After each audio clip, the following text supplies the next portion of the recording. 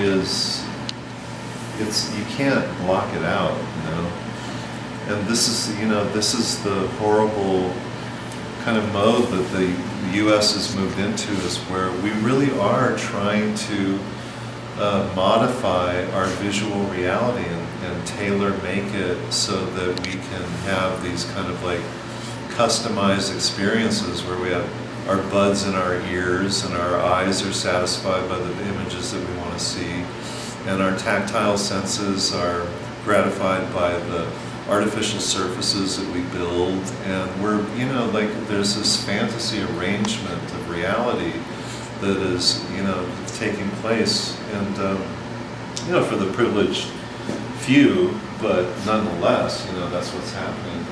And then, but then it turns into this very arrogant form of censorship too, where, where there's just a lot of judgment around, whether you're transgressing those boundaries or not. I don't know how clear that was, but that's clear. Perfectly. I've encountered a lot of resistance to my work. Like this guy came up to me and he said, he was really angry. He kept following me around the whole opening, and he was like, "How come there's so much violence? How come there's so much violence?" And he took me over to this and he says, "What's this all about? Is this something you saw? Did you see this? Why would you draw that? Did you see that?" Because I told him, I had said earlier, I said, I draw what I see. I mean, basically that's the way it works, And he said, "Where did you see that?" And I said, "Well, the title of this image is Burbank. Burbank, California, is the pornography capital next to Chatsworth Park of the United States, And this is a still from a pornographic film. That's the idea, But it's a real thing. But to him, it was like, it was unnecessary pornographic misogyny, that wasn't art. It didn't register as art to him. Art was maybe something aesthetically, different to him. It didn't register as art to him because it troubled him. Yeah, it troubled him, and the same with this one here. Like he didn't like these because, he didn't think that I... They don't want to be moved that way. Yeah, right. Only in other ways. Right. Well, you're either ready to look at the darkness or not, right? Right. Or willing. Yeah. There's plenty of it. But you've probably had, of people that came to your opening, the several hundred, like, generally what percentage would you say of people were grateful? There were a lot of people, well, yeah, there were a lot of, because of Phil Space and the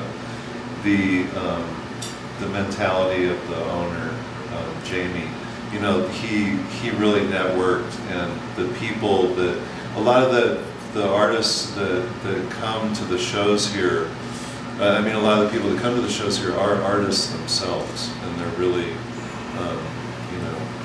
there's a good, strong, older, creative class here that's very appreciative of one another's work.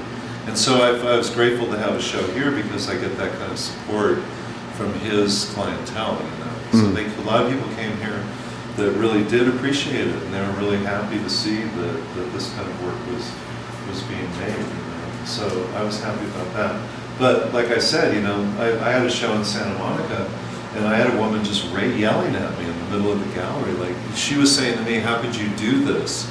She was over and over, she said, "How could you do this?" And I said, "Well, this is my art. This is what I do." She said, "No, how could you do this to yourself?" Like that I was shooting myself in the foot by doing this kind of work. If I really wanted to succeed in the reward system of art, that I would cooperate a little bit more and make art that was more aesthetically pleasing to the public so that I could sell work and be successful.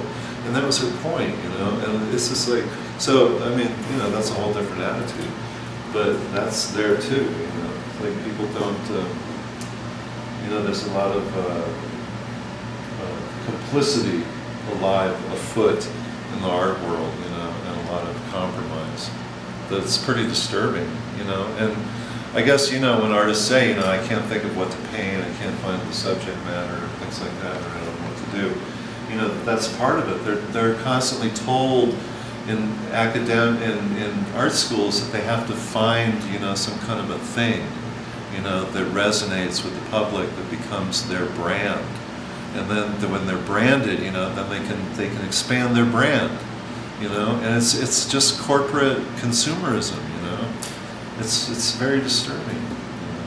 But like if you go against that, then you know you come up against the reality of just how deep that goes in the audience of art as well. They also are a coercive force that wants to bend art towards their pleasures and their demands and what they want to see and how they want to be treated, you know, what they want to buy, what they want to put on their real estate walls, you know, things like that. So,